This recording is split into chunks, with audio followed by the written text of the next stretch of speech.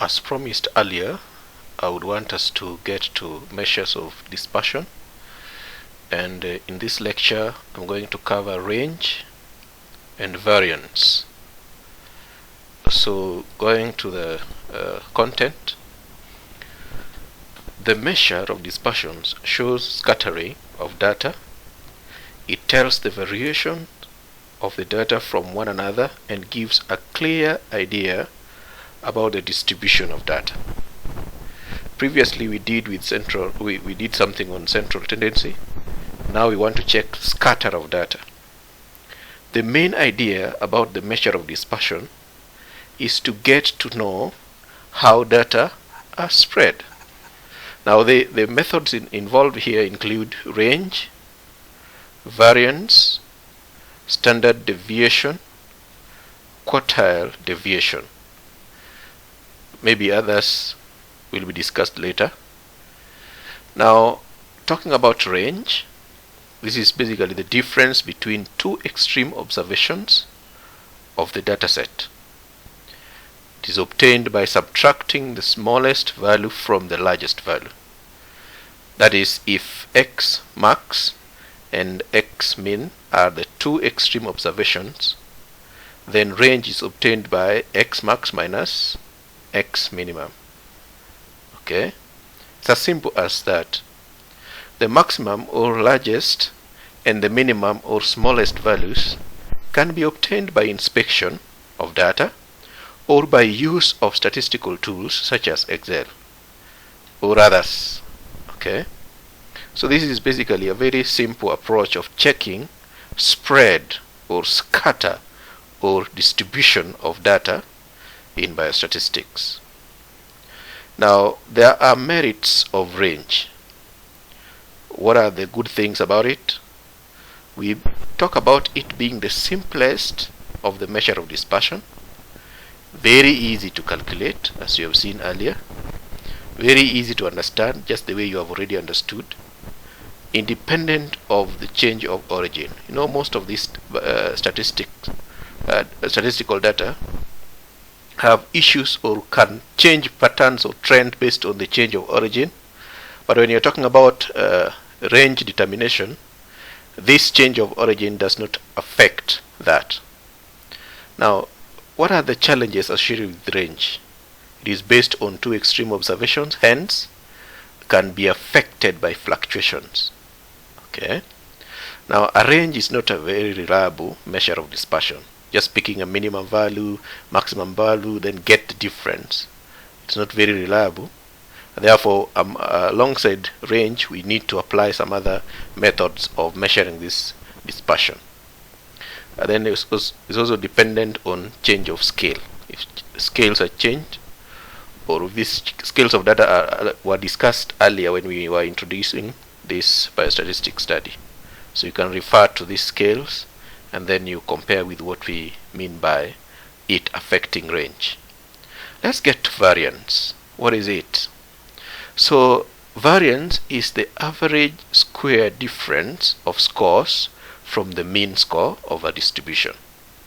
So you see the aspect of mean is brought in here. So we are going to look for spread, scatter, dispersion with respect to the mean score of the data.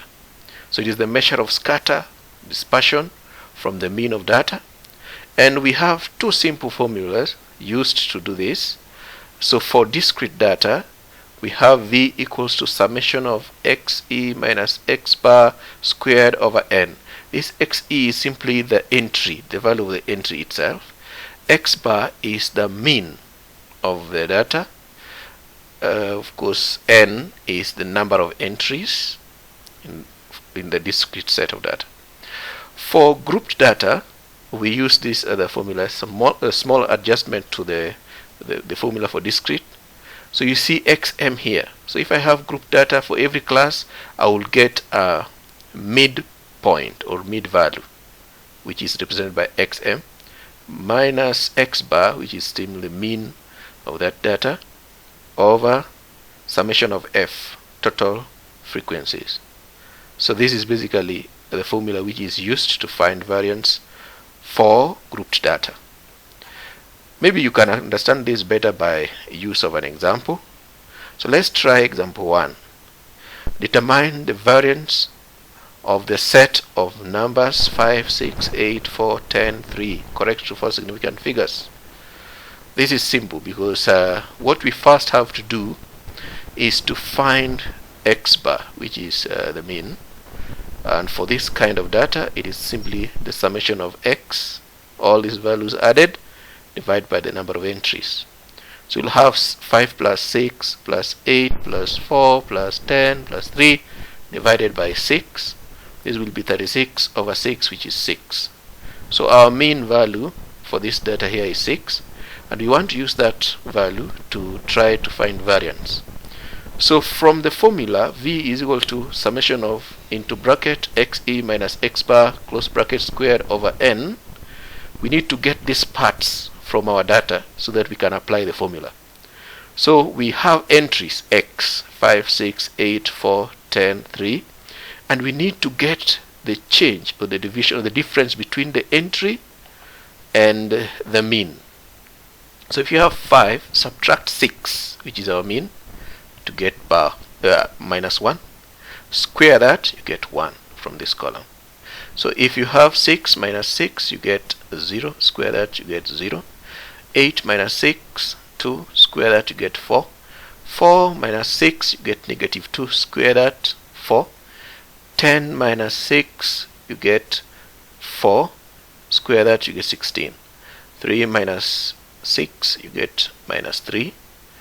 Square that, you get 9. So sum of all this gives us 34. So if you have that, therefore our variance for this kind of data is obtained by this summation, the sum of all of this, divided by the entries, number of entries. So this will be 34 over 6, which is 5.66666, continuing or recurring, and therefore we are supposed to express our answer into 4 significant figures, which is just but 5.667. So this is that simple. Maybe let's try for group data so that you may also see how the other formula is applied. So determine the variance of the group data given. So you see these classes 20.5 to 20.9 having 3 entries, 21 to 21.4 having 10 entries, and so on and so forth. So we need to first create columns based on the formula used to solve for grouped data. So this is what we are going to do.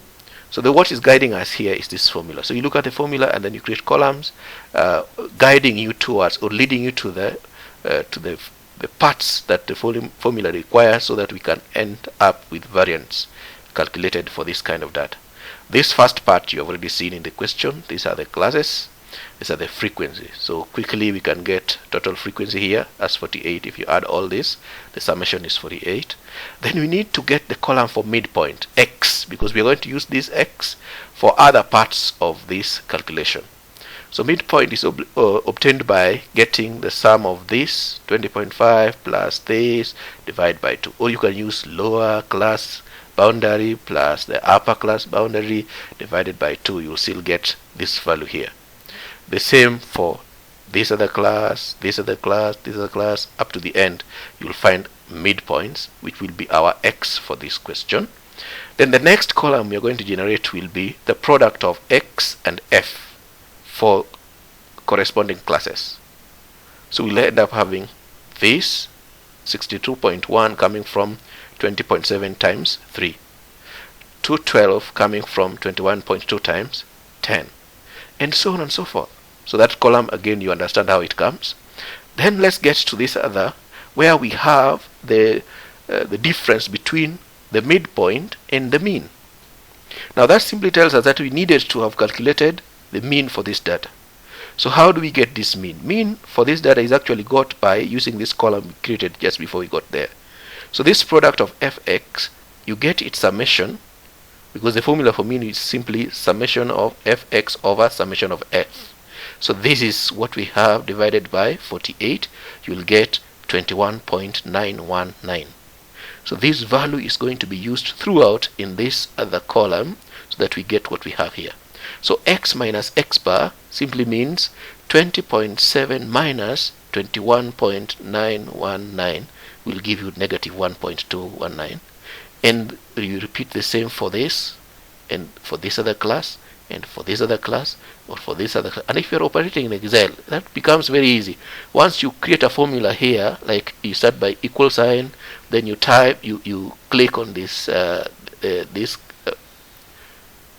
midpoint, then you put a minus, you click on the value for mean, then you drag this downward. It will give you the other values corresponding to various classes. You need to counter check so that you don't make mistakes when you are operating with Excel.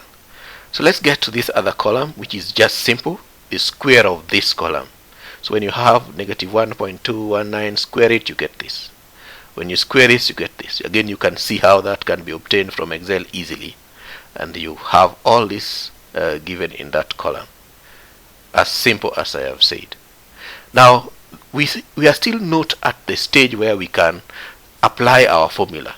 So let's get to another column where we have to get the product of f, which is the frequency for the corresponding classes, and x minus x bar, close that bracket, squared. So this column is going to give us what we need to sum up so that we divide by the total frequency and get variance. So that simply means I'll take this cell here, multiply by f3 here, and you end up with this.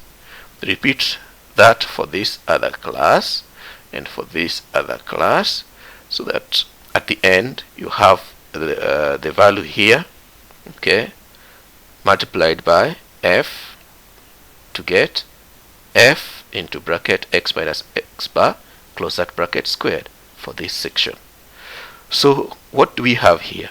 What we have here is 19.95313, which is the sum of all this from here to here. So that's what gives us the part of summation into f times open bracket x minus x bar, close the bracket, squared, close that bracket.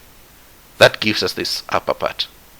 Then remember, the formula demands that we divide the whole of this by summation of f, which is just here. So if you are in Excel, you simply put equal sign, this divided by this, enter, you get the value. So this actually is our value for variance for that grouped data. You can repeat for other examples. You can go through what I have given here to check each and every value, how it comes, and that makes you understand it better and better. So our next study will be on standard and quartile deviation, and as our custom is, the objective is always to understand better what is taught in the most simplified way. Subscribe for other videos. Thank you.